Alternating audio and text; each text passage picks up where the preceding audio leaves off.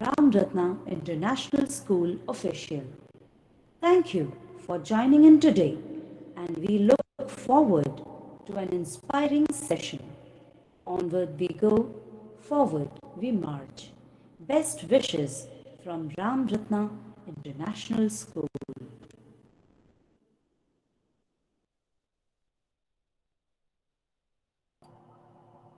नमस्ते ma'am.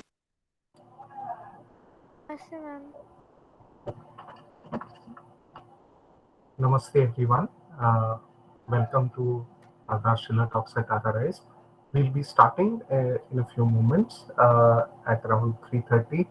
Our speaker for the day, Dr. Sanjay Malpani sir, is here.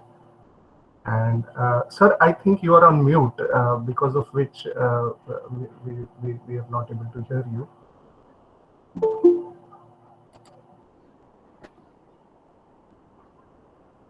नमस्ते doctor Malpani ji.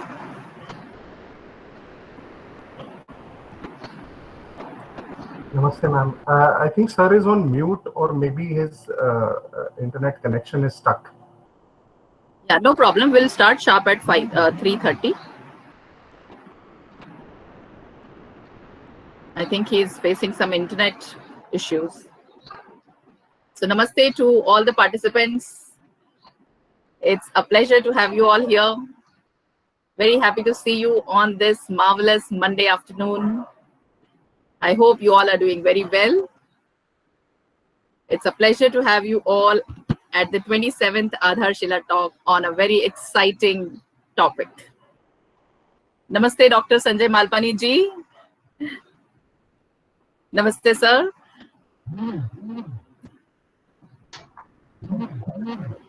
So yes, it's 3:30 now, and it's time to begin the session.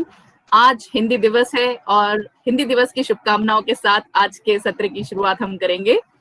भारतीय धर्म और दर्शन में योग का अत्यधिक महत्व है। आध्यात्मिक उन्नति या शारीरिक व मानसिक स्वास्थ्य के लिए भी योग की आवश्यकता व महत्व को समझना सभी के लिए अत्यंत आवश्यक है। प्रायः सभी दर्शनों एवं भारतीय धार्मिक संप्रदायों में एक मत व मुक्त कंठ से स्वीकार किया गया है योग को। आधुनिक युग में योग का महत्व और बढ़ जाता है, क्योंकि आज के समय में आज का मानव कुछ ज्यादा ही व्यस्त है और उसका मन कुछ ज्यादा ही व्यग्र है। मानव अपने जीवन में की श्रेष्ठता के चरम पर पहुंचने के लिए योग के माध्यम से ही आगे बढ़ सकता है। अतः योग के महत्व को नकारा नहीं जा सकता। योग is a group of physical, mental and spiritual practices or disciplines which originated in ancient India. योग एक ऐसी मानसिक, शारीरिक और आध्यात्मिक प्रक्रिया है जिसमें शरीर, मन और आत्मा का समन्वय होता है। आज हम योग और विशेषकर एक विशिष्ट योग अष्टांग योग के बारे में जानकारी प्राप्त करेंगे, और उसके लिए आज हमारे बीच में मौजूद हैं प्रख्यात वक्ता, आज के मुख्य अतिथि डॉक्टर संजय मालपानी जी। डॉक्टर मालपानी जी, आपका सहृदय अभिनंदन, शत शत नमन और वंदन। राम रत्ना अंतर्राष्ट्रीय विद्यालय की ओर से मैं आपका आभार प्रदर्शित करती हूँ। आज आपको यहाँ पर ससम्मान अभिनंदन करती हूँ। हमारा ये सौभाग्य है कि आज आप हमारे बीच में उपस्थित हैं और हमें अपना ज्ञान इतनी कुशलता के साथ देने के लिए हमारे निवेदन को आपने स्वीकार किया है। दोस्तों, आज हम सत्र को आगे बढ़ाएं उससे पहले आपका परिचय मैं डॉक्टर मालपानी जी से कराना चाहूंगी। डॉक्टर संजय मालपानी, जो कि मालपानी ग्रुप के डायरेक्टर हैं, वे मालपानी ग्रुप में अनेक क्षेत्रों में व्यवसायों का नेतृत्व करते हैं, जैसे कि FMCG, manufacturing, real estate, green energy, entertainment और शिक्षा। मालपानी जी संगमनेर कॉलेज, ध्रुव ग्लोबल एकेडमी स्कूल और मालपानी योगा एवं नेचुरोपैथी सेंटर के भी अध्यक्ष हैं। डॉक्टर मालपानी जी एक प्रबुद्ध लेखक हैं और अब तक 66 किताबें लिख चुके हैं और संपादित कर चुके हैं। वे राज्य सरकार की कई सारी शिक्षा समितियों के अध्यक्ष हैं, के सदस्य हैं, और ये विशेष तौर पर ध्यान देने वाली बात है कि आरटीई जैसी एक बहुत ही विशेष committee, right to education committee के भी वे सदस्य हैं। डॉक्टर मालपानी जी गीता परिवार के राष्ट्रीय अध्यक्ष हैं। उन्हें विशेषकर उनकी प्रेरक वक्तव्यों से जाना जाता है। खास तौर पर वे गीता, योग, पेरेंटिंग और शिक्षा के विषय में बोलते हैं और ऐसा बोलते हैं कि लोगों को अपने जीवन में बदलाव करने को मजबूर कर देते हैं। मैंने भी डॉक्टर मालपानी जी को कई बार सुना है जब से मैं शिक्षिका बनी, और उनका प्रभाव मुझ पर और मेरे जैसे कई शिक्षकों और अभिभावकों पर पड़ा है। उसके लिए आपका बहुत बहुत धन्यवाद सर।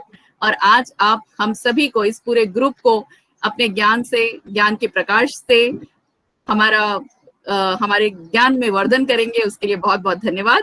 और ज्यादा समय न लेते हुए मैं डॉक्टर मालपानी जी से निवेदन करती हूँ कि वे हमें अष्टांग योग के बारे में बताएं और समझाएं कि किस तरह अष्टांग योग को हम अपने जीवन में उतार सकते हैं और कैसे उससे अपने जीवन को एक आनंदमयी जीवन बना सकते हैं। धन्यवाद sir. Thank you very much Priya ma'am. बड़ी खुशी है कि जया मैम, मुझे बड़ी खुशी है कि राम रत्ना के साथ में आज फिर एक बार जुड़ने का अवसर मुझे प्राप्त हो रहा है, और आप सभी लोगों के साथ में जो कि शिक्षा के क्षेत्र में और पेरेंटिंग के क्षेत्र में काम कर रहे हैं। कुछ लोग शिक्षक होंगे, कुछ अभिभावक होंगे आप आज के इस ग्रुप में, और इसलिए दोनों को साथ साथ संबोधित करूंगा, दोनों को साथ साथ समझाऊंगा कि हम लोग योग का अर्थ कैसे समझे। हम लोगों को वास्तव में योग से आकर्षण तो मोदी जी ने बहुत करवा दिया, रामदेव बाबा ने भी बहुत ज्यादा करवा दिया। तो कई लोग टीवी के सामने बैठते हैं सुबह में और योग करते हैं, बहुत अच्छी बात है। मैं स्वयं भी करता हूं योग सुबह में 1 घंटा भर, लेकिन मैं सुबह 1 घंटा भर जो कुछ करता हूं वो योग नहीं, योगासन होते हैं। ज्यादा से ज्यादा उसके साथ थोड़ी देर के लिए मैं प्राणायाम कर लेता हूं। लेकिन हम कहते कि मैंने योगा किया, तो योगा जो है वो योगा कोई घंटे भर की बात नहीं है। योगा हम लोगों को पूरे दिन 24 घंटे करना पड़ता है, तब जाके वो योगा बनता है। बाकी सुबह में 1 घंटा करना तो आवश्यक है ही, लेकिन उसे हम योगासन कहते हैं, योगा नहीं कहना चाहिए। योगासन किया, मैंने योगासन किया। तो योगा में और योगासन में एक बेसिक डिफरेंस है, वो पहले तो हम लोग समझेंगे, क्योंकि मैंने इस पर बहुत कुछ प्रयोग किए हैं और शिक्षा के क्षेत्र में मैं हूं, तो स्वाभाविक रूप से सबसे पहले स्वयं पर प्रयोग करता हूं, फिर अपने विद्यालय में, महाविद्यालय में छात्रों पर भी प्रयोग करता हूं, और बड़े अद्भुत परिणाम मैंने पाए हैं। मैंने कुछ जो प्रयोग किए वो पहले तो संक्षेप में बता देता हूं। एक प्रयोग मैंने ऐसा किया कि लगभग हर शिक्षक इस समस्या से जूझता है कि उसकी क्लास में, और खास करके मैथमेटिक्स के जो टीचर होते हैं, साइंस के टीचर्स है, इंग्लिश के टीचर्स है, they definitely come across this kind of issues where children are drawing something in their notebooks when the lecture is going on. तो कई बार ये समस्या सामने आती है कि एक बच्चा है और वो मैथमेटिक्स की क्लास चल रही है तो पीछे ड्राइंग बनाते रहता है। तो मैंने सोचा कि इसका क्या कारण होगा, क्योंकि मैं खुद भी बनाता था। मैं भी अपने क्लास में कभी कभी ऐसा होता था कि मुझे क्लास में मजा नहीं आता था, तो मैं अपने नोटबुक के आखिरी पन्ने पर कुछ ड्राइंग बनाया करता था। मेरी ड्राइंग भी बहुत अच्छी नहीं थी, उसके बावजूद मैं बनाता जाता था। ये क्यों होता था ये मेरे समझ में तब तो नहीं आया था, लेकिन जब इस विषय पर मैंने चिंतन आरंभ किया तब ये मेरे समझ में आया। और हम लोगों के साथ आज भी ऐसा होता है कि अभी यदि मुझे यहाँ पे लेक्चर देना है और मैं लेक्चर के लिए कंप्यूटर के सामने आके बैठा हूं या किसी लेक्चर हॉल में मैं खड़ा हो गया हूं, उसके बावजूद होता यह है कि उस दिन का मेरा लेक्चर इतना बढ़िया नहीं होता जितना अन्य दिन होता है। मुझे अपने आप ही खुद सेल्फ सेटिस्फेक्शन नहीं आती कि अरे आज इतना मजा नहीं आया जितना अक्सर आता है। ऐसा क्यों होता है? और इसका जवाब जब ढूंढना मैंने आरंभ किया तब एक बहुत अद्भुत चीज मेरे समझ में आई। वो ये है कि हमारे ब्रेन के 2 हिस्से होते हैं, left and right. You all know about it कि लेफ्ट ब्रेन में मैथमेटिक्स, एनालिटिक्स ये सब चलता है, साइंटिफिक चीजें चलती है लेफ्ट ब्रेन में, और राइट ब्रेन में आर्ट एंड क्राफ्ट, लैंग्वेजेस, सृजनात्मक जितनी भी चीजें हैं वो आपके राइट ब्रेन में चलती है। और यदि कोई बच्चा गणित की क्लास में बैठा है और उसका लेफ्ट ब्रेन अभी आराम कर रहा है, क्योंकि हर 1 घंटे में आपका आइदर लेफ्ट और राइट कोई एक ब्रेन आराम करने चला जाता है और दूसरा ज्यादा काम करता है। ये स्विच ओवर जो है ये चलता ही रहता है। 1-1 घंटे बाद किसी का 45 मिनट में होगा, किसी का 1 घंटे में होगा, किसी का 1.25 घंटे में होगा, लेकिन ये होता है। अब ये जाने तो कैसे जाने कि लेफ्ट चल रहा है राइट चल रहा है ब्रेन? अभी बहुत सिंपल तरीका है कि मेरी हथेली पर मैं लंबी सांस डाल के देखूं। हाँ, जुकाम हो गया तो मत करना, ये जुकाम हो गया तो पहले डॉक्टर के जाना, ये खतरनाक चल रहा है अभी। जिसको भी जुकाम है पहले डॉक्टर के जाना। लेकिन यदि आपको भी जुकाम नहीं है तो आप ये कर सकते हैं, आपकी हथेली पर आपको सांस जोर से छोड़कर चेक करना है ऐसे, और आपको पता चलेगा कि आपके इधर राइट या लेफ्ट नोस्ट्रिल ज्यादा सांस छोड़ रही है। जो नोस्ट्रिल आपकी ज्यादा सांस छोड़ रही है उसका अपोजिट ब्रेन आपका अभी ज्यादा काम कर रहा है, और दूसरा जो आपका ब्रेन है अपोजिट ब्रेन वो उतना काम नहीं कर रहा है, वो आराम कर रहा है। और गणित की क्लास चल रही है और गणित की क्लास में बच्चे का लेफ्ट ब्रेन यदि आराम कर रहा है तो उसको गणित में मजा नहीं आएगा, और उसका राइट ब्रेन उस समय काम कर रहा है तो उसको चित्र निकालने में मजा आएगा। बिल्कुल सिंपल सा रीजनिंग है ये। जब तक मैं समझू नहीं तब तक इस समस्या का समाधान भी मैं ढूंढ नहीं पाऊंगा। और जैसे ही मैंने ये समझा कि लेफ्ट और राइट दो में से एक ब्रेन एक समय काम करता है, तो मैंने सोचा कि क्या हमारे योग शास्त्र में ऐसा कुछ है जिससे मेरे दोनों ब्रेन एट ए टाइम काम कर सकते हैं, दोनों ब्रेन एट ए टाइम काम कर सकते हैं। और फिर जब मैंने ढूंढा खोजा तो मुझे मिला, और मिला ऐसा अद्भुत चमत्कार करने वाला शास्त्र जो विद्यालयों में यदि हम लोग करें और स्वयं पे करके देखे तो दोनों ब्रेन 5 घंटे तक लगातार चलाते रहने का एक शास्त्र है जिसे पहले जमाने में संध्या वंदन कहते थे। कि सुबह सूर्योदय के समय संध्या वंदन होता था, मध्याह्न में संध्या वंदन होता था और सूर्यास्त में संध्या वंदन होता था। तो सुबह 6 बजे होता था, 6 से 7 के बीच में, मध्याह्न में 12 से 1 के बीच में, बराबर 5 घंटे से होता था, और फिर 1 से 5 फिर वापस 6 से 7 के बीच में होता था। तो 5-5 घंटे का ये स्पैन, इसमें संध्या वंदन कराया जाता था, और उसमें कुछ प्राणायाम करने आवश्यक होते थे जिसमें अनुलोम विलोम पक्का होता था, जिसमें चंद्र नाड़ी शोधन, सूर्य नाड़ी शोधन, फिर चंद्र नाड़ी भेदन, सूर्य नाड़ी भेदन, फिर अलग अलग प्रकार की कपालभाति, फिर भस्त्रिका, और फिर भ्रामरी, और फिर दीर्घ प्रणोच्चार। इस प्रकार प्राणायाम करने से 5 घंटे तक हमारे दोनों ब्रेन साइमल्टेनियसली काम करने लग जाते हैं। मैंने ये प्रयोग किया और पता चला कि मैंने 11वीं और 12वीं के बच्चों पर जब प्रयोग किए तब मुझे पता चला कि 12वीं कक्षा के बच्चों के बोर्ड एग्जाम के मार्क्स 10वीं कक्षा की तुलना में 10.33% से बढ़ गए हैं। कितने बढ़ गए? 10.33%। यदि 10th में मुझे 80% है तो 12th में मुझे 90.33% आने चाहिए। This is the average growth which I found in my school after doing this pranayams, and I started working on it, and every day morning we start with it. We have devoted our 12 minutes for this program, exactly 12 minutes, not more than that. And the class teacher and the students themselves, they do it. I don't need to go there every day because my students, they understood that what is the significance, what is the importance of this program, and they are doing it on their own now. So I don't need to intervene. They do it on their own. They do it genuinely every day, consistently, and we get these results. And we are doing this since last at least 10 years, and every year we are finding out this kind of program, this kind of results. So ये तो प्राणायाम का चमत्कार है। आसनों का चमत्कार तो आपको मालूम है। आप में से कई लोग जो बोर्ड पर लिखते रहते हैं, उनको फ्रोजन शोल्डर होता है, एकदम अचानक से दर्द आता है और पता नहीं हाथ ऊपर ही नहीं जाता बोर्ड पर लिखने के लिए, होता है ना? क्योंकि हमने आसन नहीं किए इसलिए होता है। जो भी ये समस्या लेकर आता है, मैं पहले कहता हूं कि देखिए झूठ मत बोलना, आप एक्सरसाइज नहीं करते इसलिए ये हुआ है।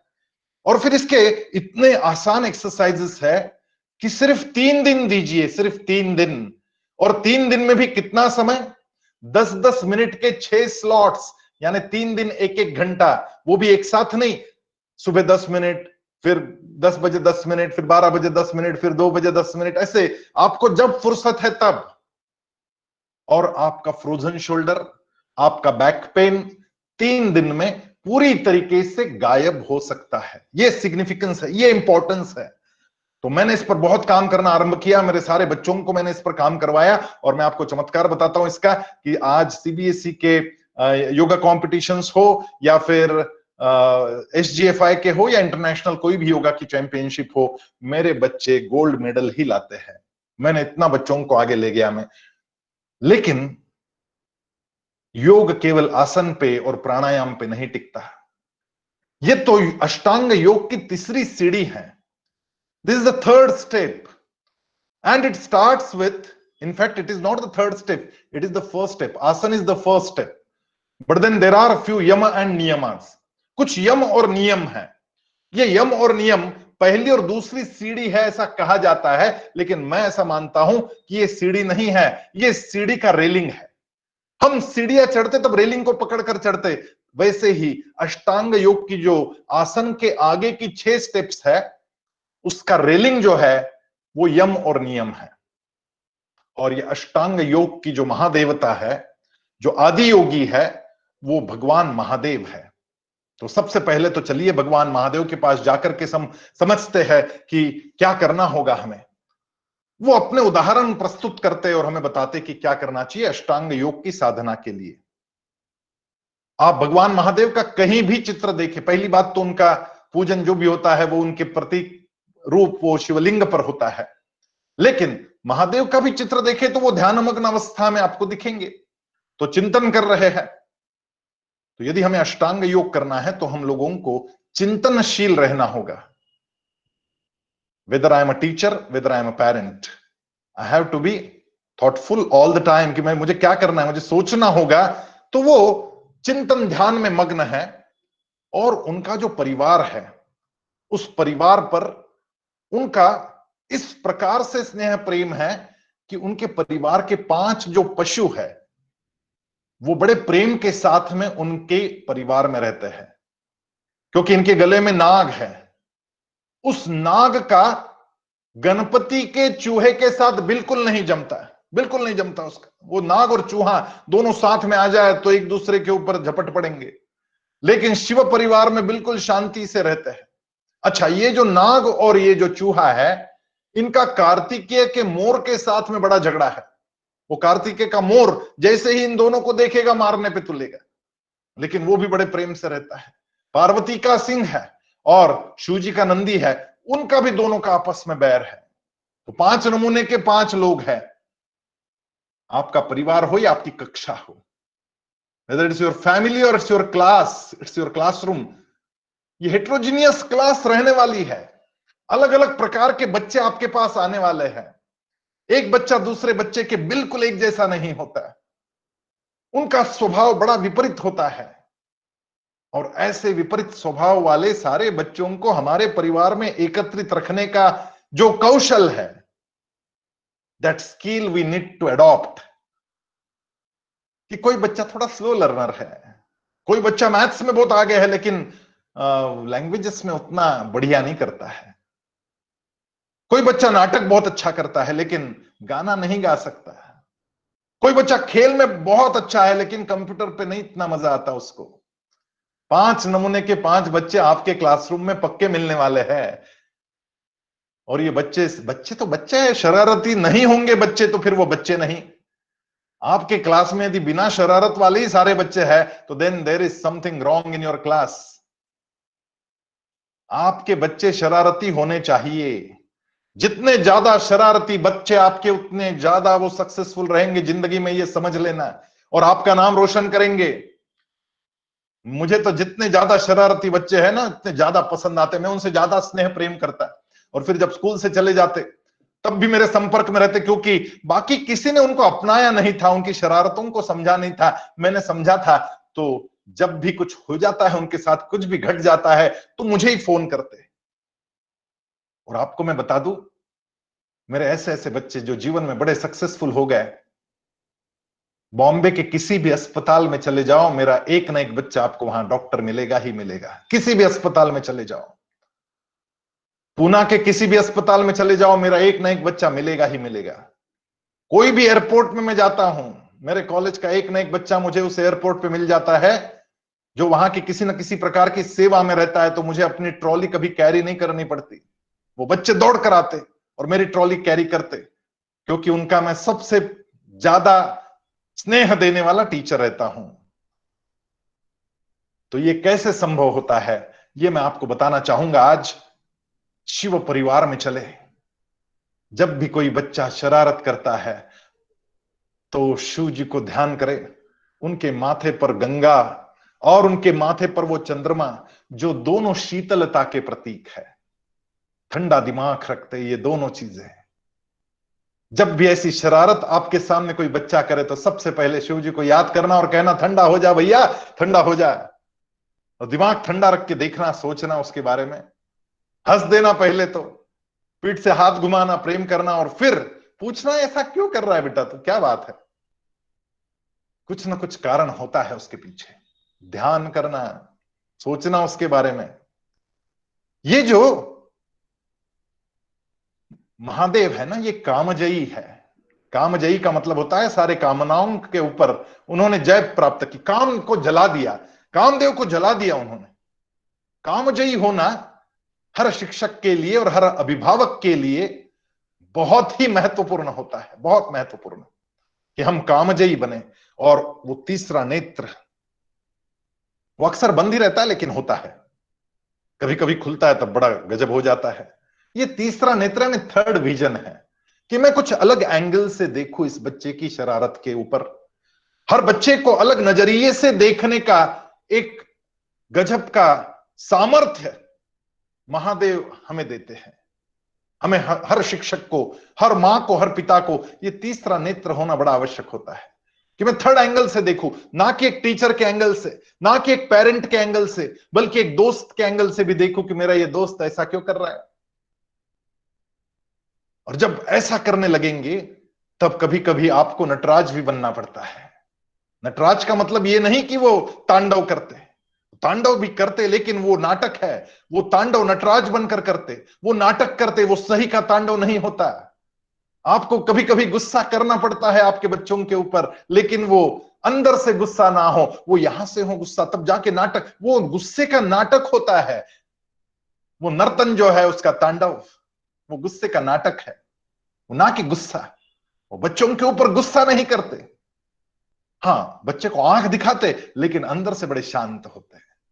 आप जब भी बच्चों पर गुस्सा होंगे, तब अपने आप को जरा चेक कर लेना कि आपके पल्स रेट ठीक तो चल रहा है या बढ़ गया है, आपका हार्ट रेट ठीक है ना या बढ़ गया है।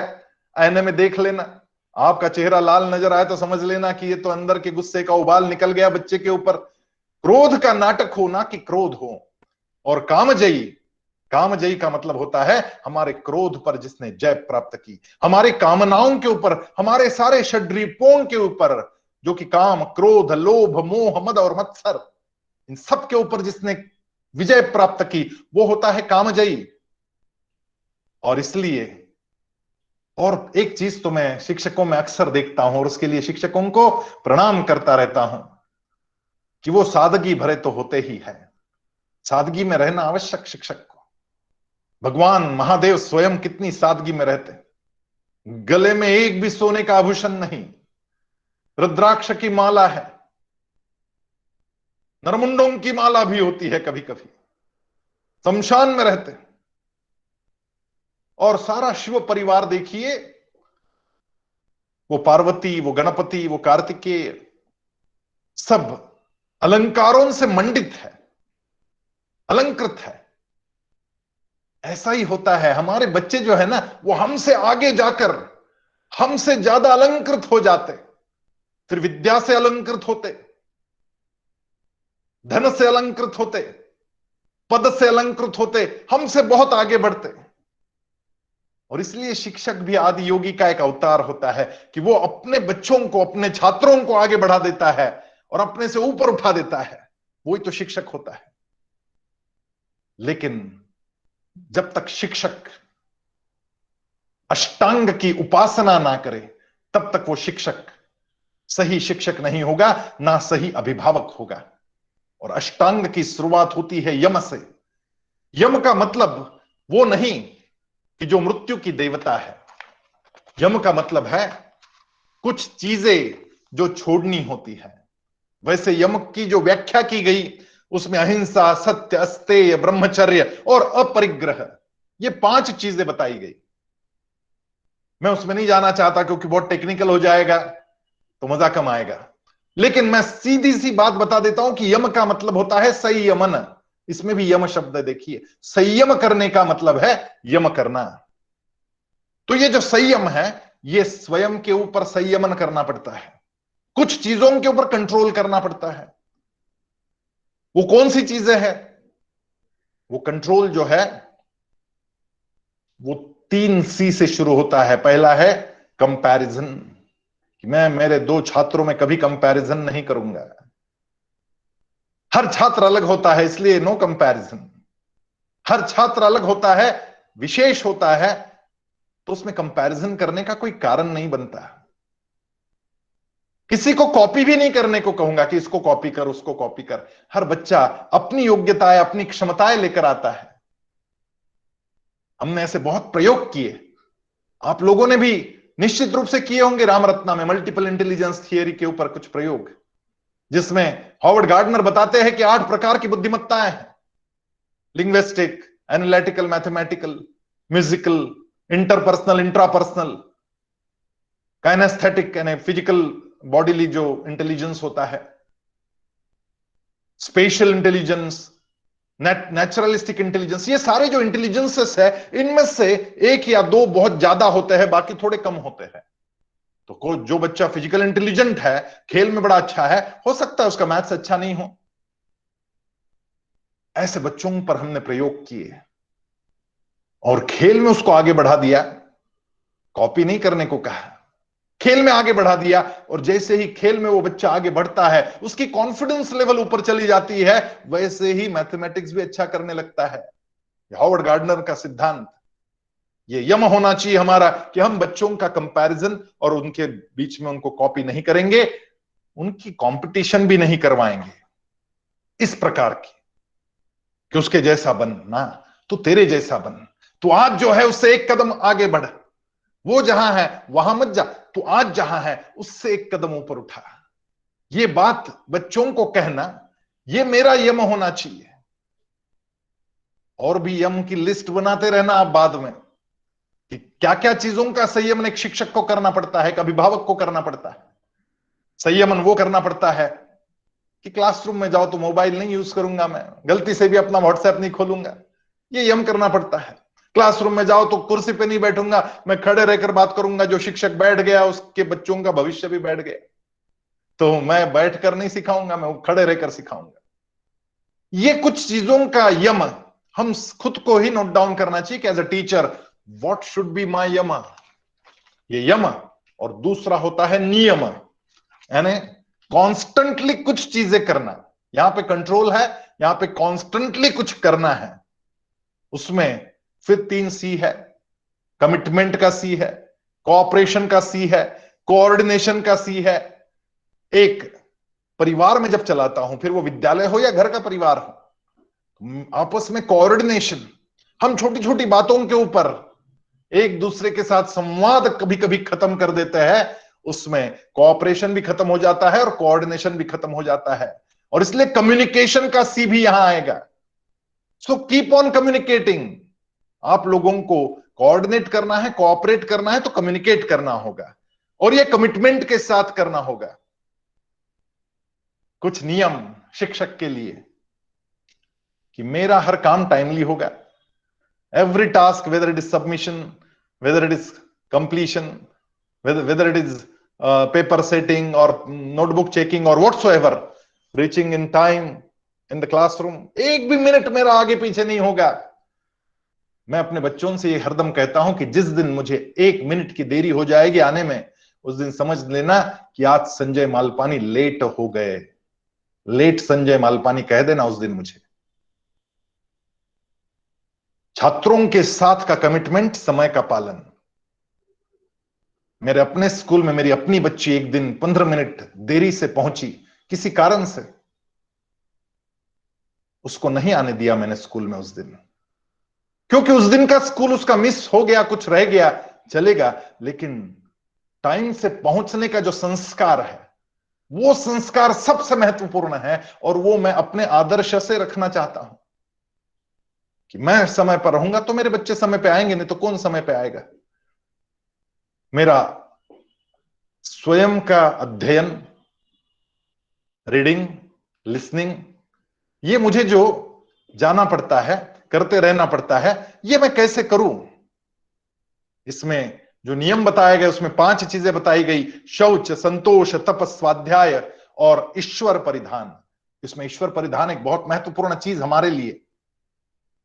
वो ईश्वर कहां है?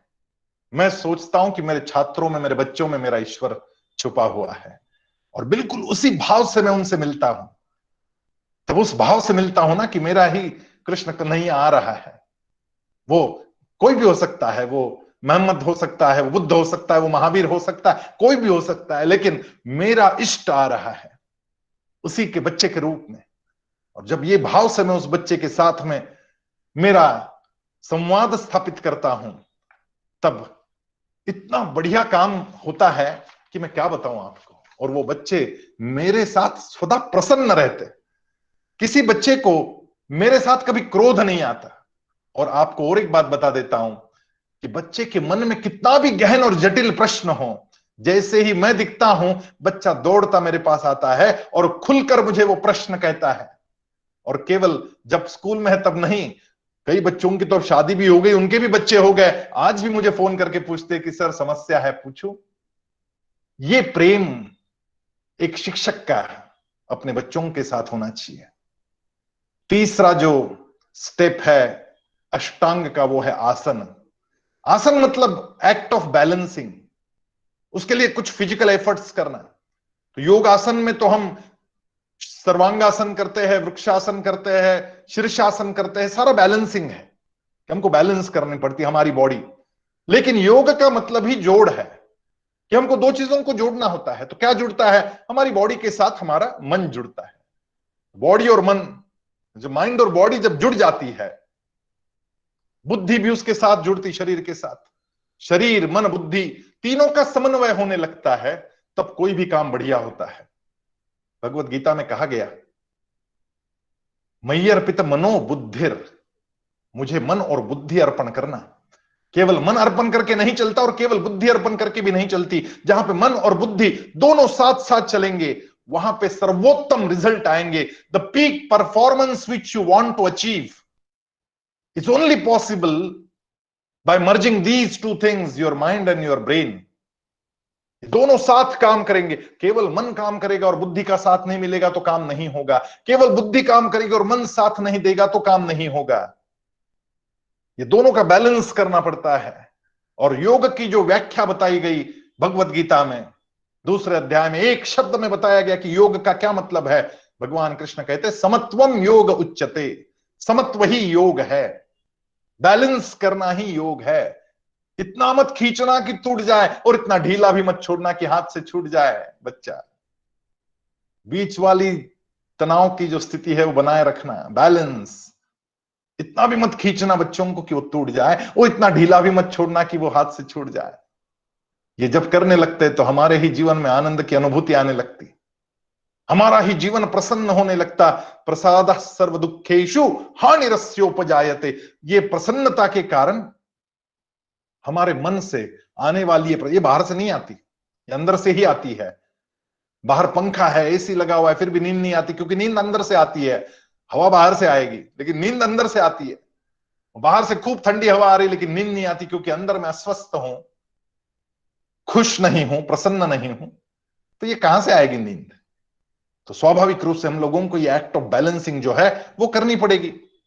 तो इतना भी फ्रेंडली नहीं होना कि बच्चे कंधे पे माथे पे चढ़ जाए, लेकिन इतना स्ट्रिक्ट भी नहीं होना कि बच्चे आपको देख के दूर चला जाए। इतना बैलेंस करना पड़ता है, ये बैलेंस बनाए रखना पड़ता है। आसन का मतलब होता है कोऑर्डिनेशन, इट्स बैलेंस। आसन का मतलब होता है बैठना, बैठना, बैठने का मतलब है बच्चों के साथ बैठना। आसन कभी कभी 5 मिनट 10 मिनट आपकी कक्षा में पूरा कर दो क्लास, और 10 मिनट ऐसे ही बैठो बच्चों के साथ, बातें करो और देखो बच्चे कितना खुलते हैं आपके साथ। आपका काम केवल इतना नहीं कि बच्चों के बुद्धि को विकसित करे, उनका इमोशनल कोशंट भी आपको ऊंचा उठाना होगा, और उसके लिए बच्चे के हृदय में जाना होगा। और ये काम तभी होता है जब आप अनौपचारिक रूप से कुछ काम बच्चों के साथ करते हैं। युक्ताहार विहारस्य युक्त चेष्टस्य कर्मसु युक्त स्वप्नावबोधस्य योगो भवति दुःखः।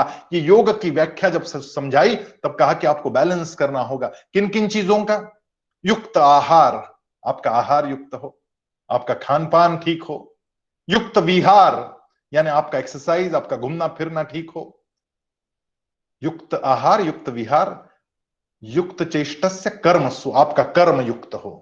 जो भी काम मेरा नियत कर्म है, जो भी 8 घंटे मुझे काम करना है, पूरे दिल के साथ बुद्धि और मन लगाकर। और फिर बताया गया युक्त स्वप्नावबोधस्य, यानी बोध यानी जगे रहना, और स्वप्न यानी सोना। कितनी देर सोना और कितना जगे रहना, इसका भी बैलेंस होना चाहिए। ऐसा बैलेंस जीवन में आएगा तो अपने आप योगो भवति दुःखः, कभी दुख आ नहीं सकता ऐसे व्यक्ति के जीवन में। तो आइए आसन भी आरंभ करें। कितना समय लगता है जी आसन करने को? हम लोगों ने प्रोग्राम्स बनाए बच्चों के लिए और हम भी फॉलो करते हैं। 12 मिनट का प्राणायाम और 12 मिनट के आसन, दैट्स ऑल, और बच्चा बिल्कुल स्वस्थ। और आपकी जानकारी के लिए बता दूं, 108 किलो का एक बच्चा 3 साल पहले मेरे पास आया 11th स्टैंडर्ड में, और उसको ये काम मैंने करवाया केवल आसन और प्राणायाम से। 11वीं और 12वीं 2 साल बच्चा मेरे पास था। उसके पिताजी जब आए मुझे बोलने लगे कि मेरे बच्चे को नीट की एग्जाम देनी है, नीट करवाना, आप अच्छे से करवाना इसका काम। जब बच्चे को मैंने देखा तो मैंने बोला इसको मैं नीट कर दूंगा। हमारे मराठी में कहते हैं नीट कर दूंगा का मतलब होता है बिल्कुल ठीक कर दूंगा।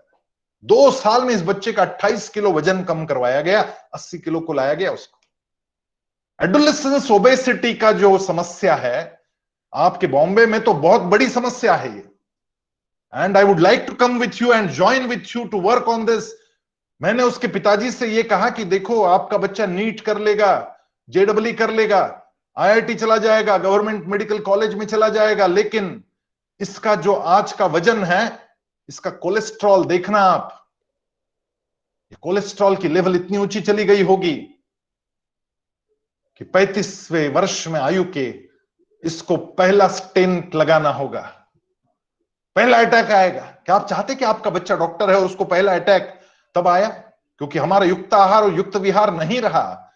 वो नीट के और जेडब्ल्यू के नाद में हम लोगों ने 8वीं से 7वीं से बच्चों को ऐसा घसीटा कि बच्चों को खेलने नहीं भेजा, फास्ट फूड खाते रहे बच्चे, और फिर बच्चों के वजन बढ़ गए। बंबई में तो ये समस्या और भी ज्यादा। तो क्या आप चाहते हैं आपके छात्र 35वें वर्ष में पहला अटैक लेके आए? मैं नहीं चाहता। तो मैंने काम किया बच्चों के ऊपर। पिछले साल 40 बच्चों के वजन कम करवाए मैंने मेरे स्कूल के। उनको खाना पीना कहीं कम नहीं था, लेकिन क्या खाना है ये नियम था। भूखा नहीं रखा किसी को, डाइटिंग पे नहीं थे वो, लेकिन क्या खाना चाहिए ये तय किया गया था और क्या करना चाहिए बताया गया था। और एक बहुत सिंपल एक्सरसाइज करवाई हमने बच्चों से। जब भी खाना खाना है, लेफ्ट नोस्ट्रिल को बंद करो, राइट से 27 बार लंबी सांस लो, 27 बार। क्या होता है इससे?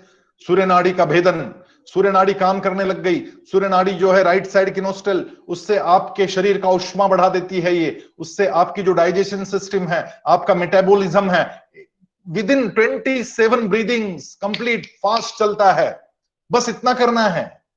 मुश्किल है, थाली परोस के हो रही है तब तक ये करो, सीधे बैठो, लंबी दीर्घ सांस लो 27 बार।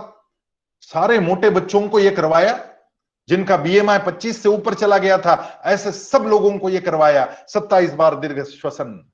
खाने से पहले, नाश्ते से पहले, दोपहर के खाने से पहले, रात के खाने से पहले। और 3 महीने तक उन बच्चों को समझा के कहा गया कि बेटा no fast food, no fried food, no sweets. हफ्ते में 1 दिन you can cheat yourself but not more than that. और बच्चे भी बड़े प्रेम से ये करते जब उनको समझाया जाता कि इसका फायदा क्या है। और बच्चों के वजन कम से कम 10 किलो और ज्यादा से ज्यादा 28 किलो हमने कम करवाए। ये घटता है, लेकिन उस योग के मार्ग पर चलना पड़ता है। ये प्राणायाम इतना महत्वपूर्ण, लेकिन हमारे लिए क्या प्राणायाम है? प्राण का मतलब होता है एनर्जी, ऊर्जा। और हमारे लिए ऊर्जा ये है कि हम चार्ज करते रहे अपने आप को और अपने साथ आए लोगों को भी। बच्चों की पीठ पर थपथपाते रहे, छोटी छोटी उनकी अचीवमेंट्स के ऊपर उन बच्चों की पीठ थपथपाएं आप। बच्चे पेट के भूखे कम और पीठ से भूखे ज्यादा है। वो पीठ पे थपथपाओ, बच्चों की पीठ भर जाती। पेट के भूखे नहीं हमारे बच्चे, पीठ के भूखे हैं। पीठ पे थपथपाया करो बच्चों से, उनके अंदर प्राण भरा करो, उनको प्रोत्साहित किया करो। और सिर्फ बच्चों को नहीं, आपस में एक दूसरे को भी। जो भी टीचर अच्छा काम करता है बोलिए वाह क्या बढ़िया किया है। यदि मैं भी अच्छा लेक्चर दे रहा हूं तो बोलिए चैट बॉक्स में जाके वाह कितना अच्छा है, समथिंग न्यू। हाँ चालू हो गया है, शिंदे मैडम ने कर दिया। आप लोग जग रहे कि नहीं मैं देख रहा हूं, नहीं तो सो जाते कभी कभी। सारिका मैम आपने भी बहुत सुंदर कह के कहा, थैंक यू वेरी मच। तो ये जो प्राण भरने का काम है, परिवार को चार्ज कर, मोबाइल चार्ज करने को नहीं भूलते हम लोग, लेकिन परिवार को चार्ज करने में भूल जाते हैं। हम परिवार को चार्ज करना सीखे। परिवार को चार्ज करेंगे तब जाके ये प्राणायाम अपने आप होने लगता है।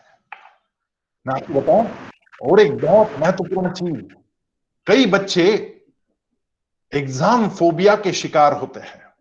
जैसे ही एग्जाम हॉल में जाते डर जाते, पता नहीं क्या होता, ब्लैंक हो जाते।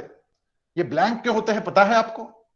ये ब्लैंक इसलिए होते हैं बच्चे क्योंकि उनके मस्तिष्क की, उनके ब्रेन की ऑक्सीजन लेवल कम हो जाती है, और इसलिए जो भी याद किया है भूल जाते। ऑक्सीजन कम हो गया ब्रेन का, फिर 5 मिनट 10 मिनट बाद जब ऑक्सीजन लेवल नॉर्मल होती है तब याद आने लगता है उनको। अब इतनी सिंपल समस्या और इसका इतना सिंपल समाधान आप अपने हर बच्चे को समझाना कि एग्जाम के रूम में जब जाएंगे तब पहले एग्जाम पेपर हाथ में आने के साथ साथ 10 लंबी दीर्घ सांस लेना और अपनी ऑक्सीजन लेवल को ऊपर उठा लेना। बहुत सिंपल तरीका, इससे और सिंपल कुछ नहीं हो सकता है। 1 पैसे का खर्चा नहीं, कोई मेडिसिन नहीं, कुछ नहीं। 10 लंबी सांस लो, ऑक्सीजन लेवल को ऊपर उठाओ, एग्जाम फियर से मुक्ति पाओ। मैंने एक्सपेरिमेंट्स किए हैं, बहुत जबरदस्त गजब के रिजल्ट मैंने पाए हैं। So carry on. Thank you very much Sudarshan ji, आपने कहा मैंने, आप मेरे जानो गीता बनो विजेता आप सुन रहे हैं। मैं उसके एपिसोड रोज यूट्यूब पर अपलोड करते रहता हूं, जानो गीता बनो विजेता। और गीता के एक एक श्लोक में मैनेजमेंट के जो सूत्र छुपे हुए हैं वो बता रहा हूं। यूट्यूब पे जाना और ढूंढना, बहुत प्यारे प्यारे लेक्चर्स है, बड़ा मजा आएगा आपको भी। और अभी स्कूल बंद है तो मेरा जो मेस का स्टाफ है सारा स्कूल का, वो नाटक कर रहा है, उसमें वो सारी नाटकबाजी चल रही है उनकी। मेरे लेक्चर को सपोर्टिव जो नाटक करना है वो मेस का स्टाफ कर रहा है। Can you believe this? क्योंकि अभी कुछ काम नहीं है उनको, और बैठे वहां पे वो राजस्थान के लोग जा भी नहीं पा रहे अपने घर, तो काम कर रहे हैं, नाटक कर रहे हैं। गीता के ऊपर मैं जो लेक्चर दे रहा हूं उसको ड्रामेटाइज करके बता रहे हैं, और मैं भी उनको ये चांस दे रहा हूं ताकि चार्ज होते रहे वो। मैं तो बैठे बैठे बोर हो जाएंगे, तो उनका भी प्राणायाम होना चाहिए ना, ऊर्जा भरनी चाहिए, उनको चार्ज करना चाहिए। तो इस प्रकार से अपने साथ वाले हर व्यक्ति को चार्ज करते रहना प्राणायाम का बड़ा महत्व है। जो बच्चे प्रज्ञा संवर्धन के प्राणायाम करते, मैं आपको कहना चाहूंगा 10.33% की रेज इन देयर मार्क्स, और फोबिया से बिल्कुल दूर, ऑक्सीजन लेवल ऊंची, दोनों ब्रेन साथ में काम करते। आइए थोड़ा सा इसको भी जाने कि इसको कैसे करना है। और आजकल हर टीवी चैनल बता रहा है, हर कोई बता रहा है कैसे करना है, कहीं जाने की जरूरत नहीं। अब ये चीजें हो गई 4, और 4 चीजें जो आगे की वो मैं संक्षेप में बताना चाहूंगा और फिर कुछ प्रश्नोत्तर करना चाहूंगा। एक है प्रत्याहार। ये जो प्रत्याहार है इसका मतलब पहले समझना, क्योंकि हम प्राणायाम तक तो सब कुछ मालूम है हमें, लेकिन प्रत्याहार क्या होता है हमें मालूम नहीं। भगवत गीता में प्रत्याहार के लिए एक बड़ा सुंदर श्लोक आया, यदा संहरते चायम कुर्मोंगानीव सर्वशः इंद्रियाण इंद्रियार्थेभ्यस्तस्य प्रज्ञा प्रतिष्ठिता। अपनी प्रज्ञा को प्रतिष्ठित करने के लिए क्या करना चाहिए? कछुए की भांति बनना चाहिए। हम हर मंदिर में जाते, एक कछुआ होता है बाहर, पत्थर का बना हुआ। क्यों होता है ये कछुआ? ये बताता है कि उसका जो शेल है, कवच है, उस कवच में ये ताकत कि वो उसके 6 अंगों को जब अंदर खींच लेता है, वो तो कवच उनका संरक्षण करता है। हमारी 6 इंद्रियां, उसकी जो 6 इंद्रिया, उसके 4 पांव, एक मोर, एक पूंछ, उसकी 6 इंद्रियां हैं। और हमारी 6 इंद्रियां कौन सी है? हमारे कान, हमारी आंखें, हमारे नाक, हमारी जिह्वा, हमारी त्वचा और मनश्चष्ठान इंद्रियाणि, मन छठा इंद्रिय है। तो ये मन और ये 5 इंद्रियां, इन पर जब जब आक्रमण होगा तब तब हमको उसको संकुचित करना आना चाहिए, विवेक के शेल में उसको ले जाना है।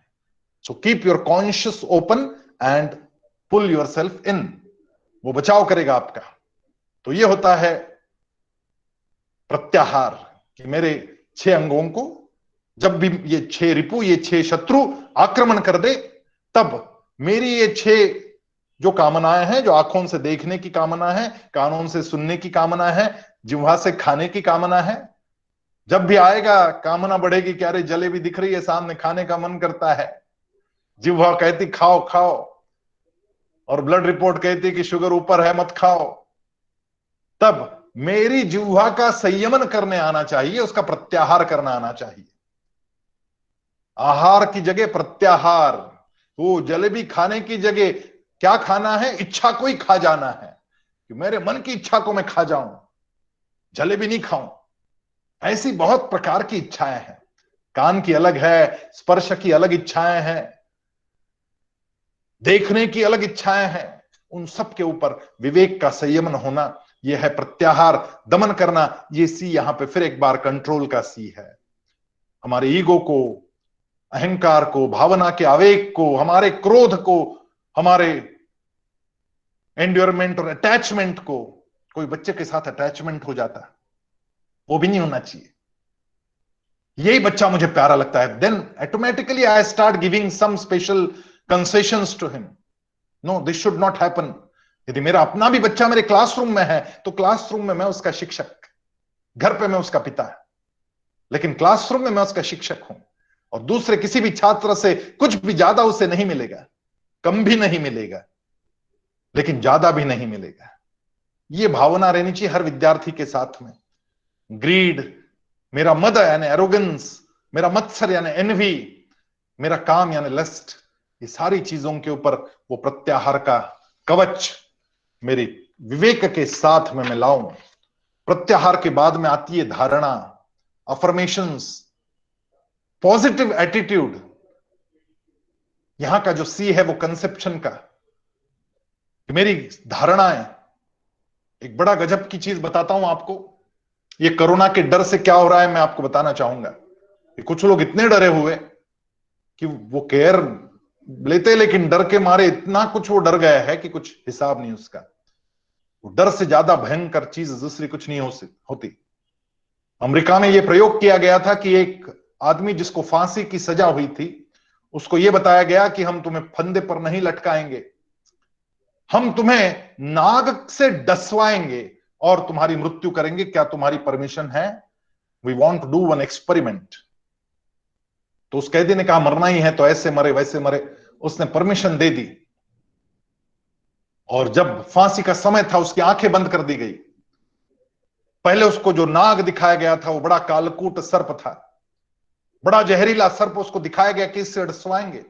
फिर उसकी आंखें बंद करवाई गई और उसके हाथ पर अल्पिन से, सेफ्टी पिन से, कांचनी से उसके हाथ पर 2 बार ऐसा टोंचा गया। जैसे ये किया गया, 5 मिनट में उस आदमी की मृत्यु हुई, जबकि जहर अंदर नहीं गया था। तो जहर कहां से आया था? जहर अंदर से पैदा हुआ। हमारा शरीर ही जहर पैदा कर देता है। जैसी जिसकी भावना वैसा वो बनता है। तो उसकी भावना से वो जहर पैदा हुआ।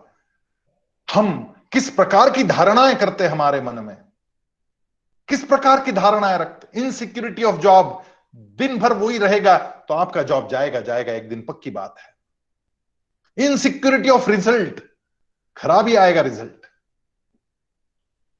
Insecurity with people around you, आपके साथ वाले लोग आपसे पीठ मोड़कर चले जाए, मुंह मोड़कर चले जाएंगे।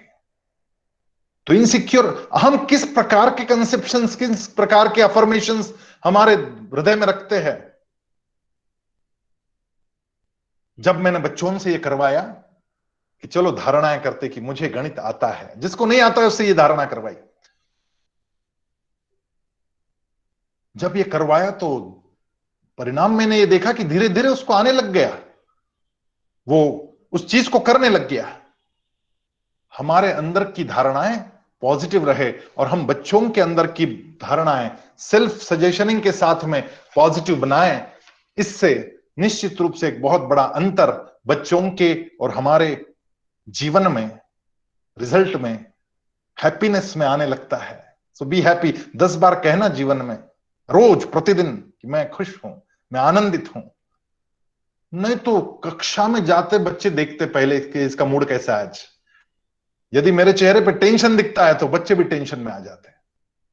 बच्चे बड़े होशियार होते हैं, आपके कदम अंदर डालते ही आपकी चाल से पहचानते कि आज आपका मूड क्या है, आपके घर पे क्या हुआ आज। बच्चे 1 सेकंड में पहचान जाते हैं। मैंने एक्सपेरिमेंट्स किए बच्चों के साथ, बहुत एक्सपेरिमेंट्स किए। मैं चाल बदल बदल के गया हूं और बच्चों से पूछा हूं कि आज मेरी चाल से क्या पता किया आपने, और बच्चे बिल्कुल सही बताते। अद्भुत प्रयोग है ये सारे। एक बार तो बच्चों के माथे लेबल लगाए थे मैंने, ये किस्सा मैं आपको सुनाना चाहूंगा, बड़ा कमाल का किस्सा है।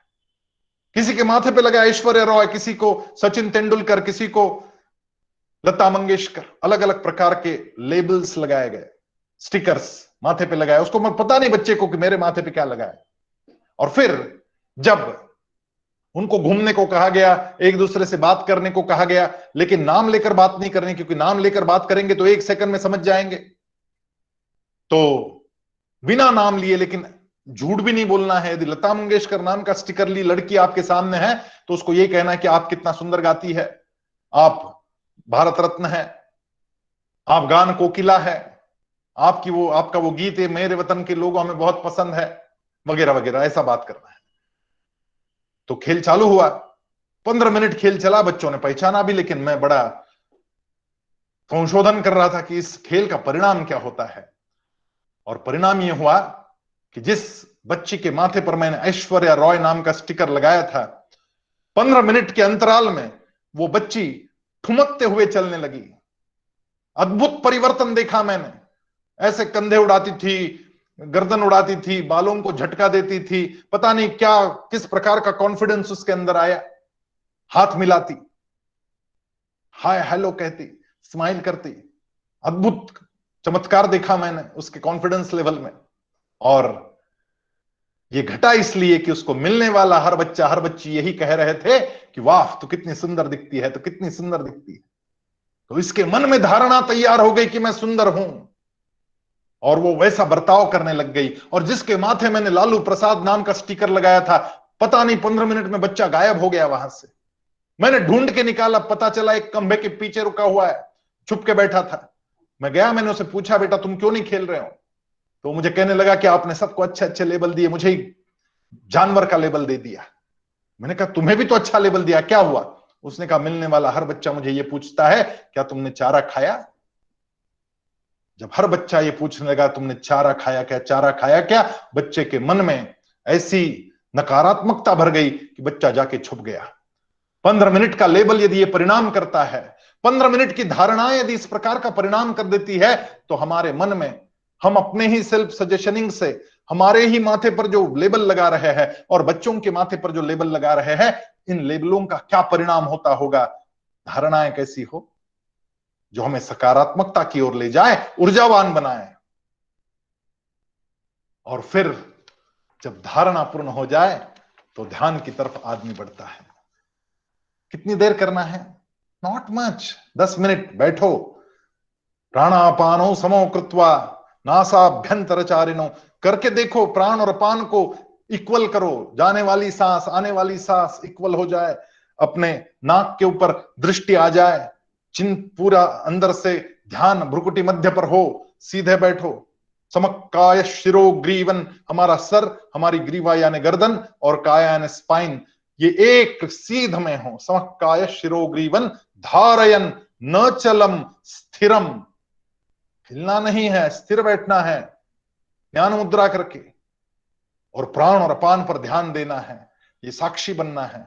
10 मिनट का काम लेकिन जीवन में अद्भुत परिवर्तन लाता है और हमें समाधि की ओर ले जाता है। समाधि दूसरा कुछ नहीं, मेरे काम में मैं इतना मस्त मग्न हो जाता हूं कि मुझे दूसरा कुछ नहीं सूझता और अत्यधिक आनंद की अनुभूति जीवन में आए, यही तो समाधि है।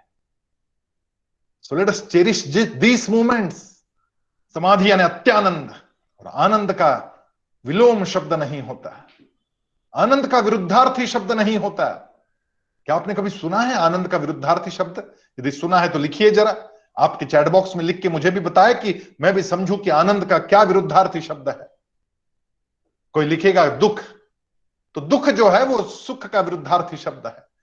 कोई लिखेगा निराशा, वो आशा का विरुद्धार्थी शब्द है। कोई लिखेगा खेद, वो हर्ष का विरुद्धार्थी शब्द है। विषाद भी नहीं, विषाद तो बहुत क्षणिक, वो खेद यानी विषाद है, क्षणिक दुख की अनुभूति। आनंद का विरुद्धार्थी शब्द नहीं, क्योंकि उसका विलोम छोर नहीं, उसका विरुद्ध छोर नहीं है।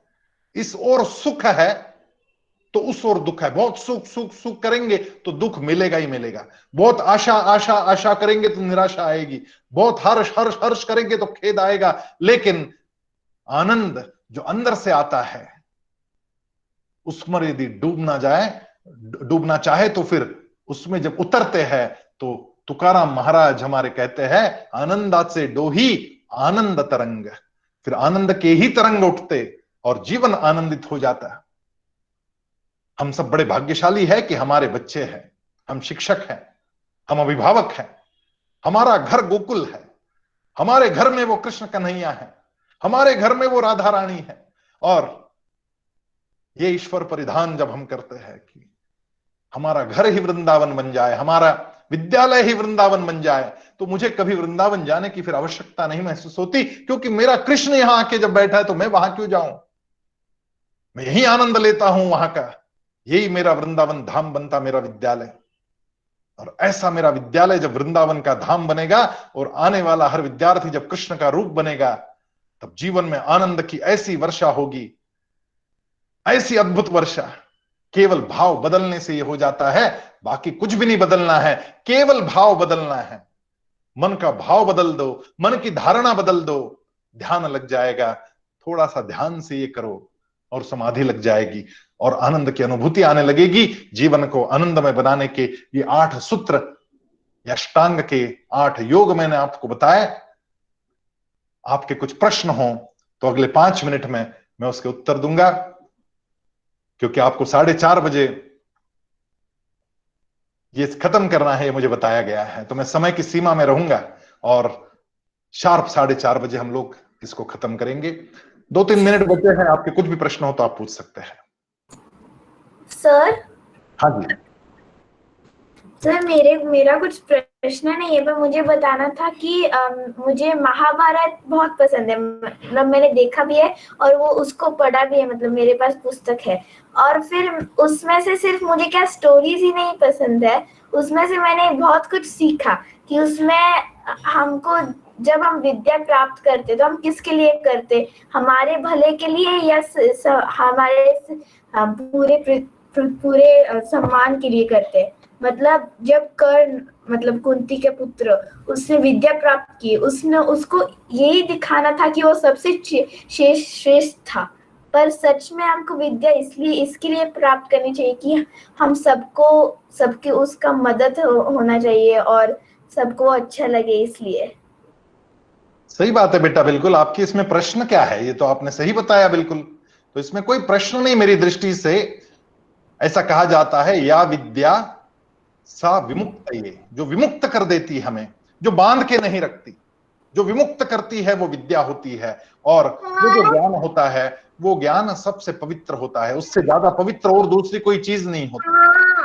और इसलिए ऐसा शायद मेरे ख्याल से आज पेरेंट्स को आने को कहा था, तो स्कूल की तरफ से पेरेंट्स को मैसेज गया, तो उनको लगा कि आज भी बच्चों की कोई क्लास लगी है, तो उन्होंने भेज दिया है क्लास में बच्चों को। तो बहुत सारे बच्चे हैं, मुझे बड़ी खुशी है, जब बच्चे देखता हूं तो मैं खुश हो जाता हूं। ज्ञान के बारे में ये बताया गया कि ज्ञान जैसा और कोई पवित्र चीज नहीं ज्ञानेन सदृशम पवित्रमिह विद्यते। और इसलिए जहां से भी मिलता हो ज्ञान, फिर वो शिक्षक से मिलता हो, वो किताब से मिलता हो, वो गूगल से मिलता हो, जहां से मिलता हो, हमें पूछते रहना चाहिए और उसके लिए जिज्ञासा मन में जागती रहनी चाहिए। जिसके मन में जिज्ञासा उसके मन में ज्ञान। और इसलिए जिज्ञासा को सदा, हमने अभी वो हेमा फाउंडेशन की फिल्म भी देखी थी जिज्ञासा नाम की, बड़ी प्यारी फिल्म है। वो बच्चा बहुत प्रश्न पूछते रहता है, तो हर बच्चे को उसके जैसा होना चाहिए, पार्थ के जैसा, जो प्रश्न पूछता रहे। और जब पूछेंगे तब आपको उत्तर मिलेगा। और ऐसे बहुत सारे लोग थे जिनको तो शिक्षक भी नहीं थे, जिसमें से महाभारत में ही एक था जिसका नाम था एकलव्य। शिक्षक ने मना कर दिया कि कहा ये मैं नहीं सिखाऊंगा। अभी भी होता है ना कई बार ऐसा कि शिक्षक बताते मुझे नहीं मालूम, तुम ढूंढ लो अपने आप। तो वो एकलव्य था, उसने अपने आप ढूंढा कि ये कैसे करते हैं। वैसे बनना चाहिए, ज्ञान नहीं मिल रहा है कहीं से तो मैं खुद ढूंढ के निकालूंगा। इस प्रकार का भाव जिसके मन में होता है वो इतिहास में अमर हो जाता है। वैसा एकलव्य अमर हो गया था, है ना। आपने पढ़ी कि नहीं पढ़ी महाभारत में एकलव्य की कहानी? हाँ सर, पढ़ी है। अच्छा लगा साई आपसे बात करके। Thank you sir. Sudarshan ji, आप कुछ पूछना चाहते हैं? सुदर्शन जी कमलाकर, जरूर पूछिएगा। हाँ सर। सर, आपने पहली बार बोला, मतलब क्वेश्चन बोला था कि जो बच्चे रहते हैं, जो मतलब शरारती रहते हैं, वो बड़े होकर। जरा अपना कैमरा चालू कर देना पहला बेटा, क्योंकि कैमरा चालू होता है ना तो मुझे दर्शन हो जाते मेरे कृष्ण कन्हैया के। तो जरा कैमरा ऑन करो पहले। हाँ सर।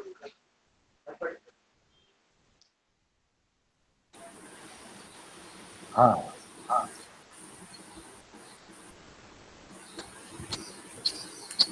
हाँ सर, आपने बोला था कि जो बच्चे शरारती रहते हैं वो बड़े होकर बहुत मतलब बड़े होते हैं, और जो लोग शरारती रहते हैं, मतलब शरारती नहीं रहते उनका पता नहीं ये इको क्यों आ रही है, मुझे समझ में नहीं आ रहा है। I think something is wrong. उसका सवाल मुझे समझ में नहीं आ रहा है। या Sudarshan, you can carry on now, you can ask me the question.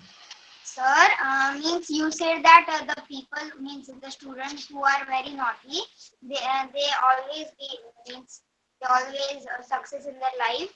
And means I have a doubt that the people who means the students who don't means who are not angry, sorry, who are not naughty and they are very sincere. Then Yes. See. That really doesn't depend on what, see, the Shararati, what I mean is, you need to understand that Shararati he is always asking some questions, so curious. लेकिन हम लोगों को, teachers को ऐसा लगता है कि ये बार बार आगे आता है और कुछ पूछते रहता है, तो हम उसको कहते हैं शरारती है, बहुत आगे आता है, जब मैं सिखा रही हूँ डिस्टर्ब करता है ना। लेकिन वो एक्चुअल में अपने मन की जिज्ञासा प्रकट करता है। So he's asking some question, he's asking some doubt, but the time is wrong, so we call that child that is a naughty child. But I tell you, these kind of students, those who keep on asking questions, those who keep on bothering their teachers, those who keep on demanding something from the teachers all the time, they definitely go ahead. So you need to focus and you need to keep on asking. पीछे पड़े रहना अपने teachers के, हाँ, तो अपने आप आगे बढ़ोगे। thank you sir. Okay. नमस्ते sir, there is a question by Sampann Agnihotri. Yes. वो पूछ रहे हैं, knowledge is power, but what one shall do to apply the knowledge? See, knowledge is power. That is what is the Western concept. In Western countries, knowledge is called as power. And with the power, what do you do with the power? you destroy something with the power. So that power is destructively used or constructively used, maybe, but then it depends on how you look at that power. But in our culture, in Indian culture, knowledge is pious. पवित्र मिह विद्यते, हमारे यहां क्या कहा? पवित्र मिह विद्यते तत्स्वयं योग संसिद्ध कालेन आत्मनि विन्दति। इसका मतलब मैं समझाना चाहूंगा आप लोगों को, ज्ञान में और नॉलेज में जो बेसिक डिफरेंस है वो ये है कि ज्ञान यानी हमारे अंदर से आई हुई अनुभूति से जो प्राप्त है वो ज्ञान कहलाता है, और नॉलेज जो है वो बाहर से अंदर आता है, किताबों से आता है, लेक्चर्स से आता है, हम बाहर से जो अडॉप्ट करते हैं वो होता है नॉलेज, और अंदर से अनुभव से जो आता है वो होता है ज्ञान, वो होता है विजडम, वो अंदर से आता है। This is a basic difference. और टू गेट दिस ज्ञान, हम लोगों को ये विजडम, ये ज्ञान कहां से आएगा? ये एक्सपेरिमेंटिंग से आएगा। ये खुद के साथ कुछ एक्सपेरिमेंट्स करने होंगे, और जब हम अपने साथ कुछ एक्सपेरिमेंट्स करते हैं तब वो जो अनुभव आते हैं वो कभी भुलाए नहीं जा सकते। नहीं तो 7वीं में जो ज्ञान मैंने लिया वो 8वीं में आते आते बच्चे भूल जाते। होता है या नहीं होता है ऐसा? जो 7वीं का जो ज्ञान है, मतलब आपकी दृष्टि से जिसे ज्ञान कहते हैं वो नॉलेज है, जो 7वीं का नॉलेज है वो 8वीं में खत्म हो गया। और यदि आज आप मैथ्स नहीं पढ़ा रही और मैंने आपको 7वीं का मैथ्स आज पूछा तो आप नहीं बता पाएगी उसका जवाब, even though you are a teacher, you won't be, क्योंकि जो बाहर से आया वो तो टेम्पररी है, वो चला जाएगा। जो ज्ञान है वो परमानेंट है, क्योंकि वो अंदर से आया। तो जो अंदर से आता है वो ज्ञान होता है, जो बाहर से आता है वो नॉलेज होता है। नॉलेज भी जरूरी है, लेकिन उससे ज्यादा ऊंचा है ज्ञान, क्योंकि वो हमारे अंदर की आंखें खोल देता है और हमारा जीवन समृद्ध बना देता है। वृद्धि आपको नॉलेज से मिलेगी। वृद्धि का मतलब है आपको ऊंचा उठा लिया, आपको बेटर पोस्ट पे ले गया, आपको बेटर सैलरी लेके आ गया, वो होती है वृद्धि। लेकिन समृद्धि जो होती है वो उससे एक कदम और ऊपर होती है। वृद्धि में और समृद्धि में बहुत फर्क है। वृद्धि बाहर से आने वाला एक मान सम्मान प्रतिष्ठा पैसा है, और समृद्धि जो है वो अंदर से हम अपने आप को ऊंचा उठा लेते। जिस दिन आप अंदर से अपने आप को ऊंचा उठा लेते वो दिन ज्ञान का सबसे सुंदर प्रत्यंतर का दिन होता है, वो अनुभूति का दिन होता है कि हम समृद्ध हो गए, हम अंदर से अपने आप को ऊपर उठाने लग गए। ये जो समृद्धि है वो ज्ञान देती है, वो जो ज्ञान है वो समृद्धि को लेके आता है। और इसलिए बहुत बेसिक डिफरेंस है नॉलेज में। वो नॉलेज पावर है, लेकिन ज्ञान जो है वो पायस है। और पायस चीज ऐसी होती है, गंगा या माँ का स्पर्श। माँ का जो स्पर्श होता है ना, उससे पवित्र क्या हो सकता है दूसरा कुछ?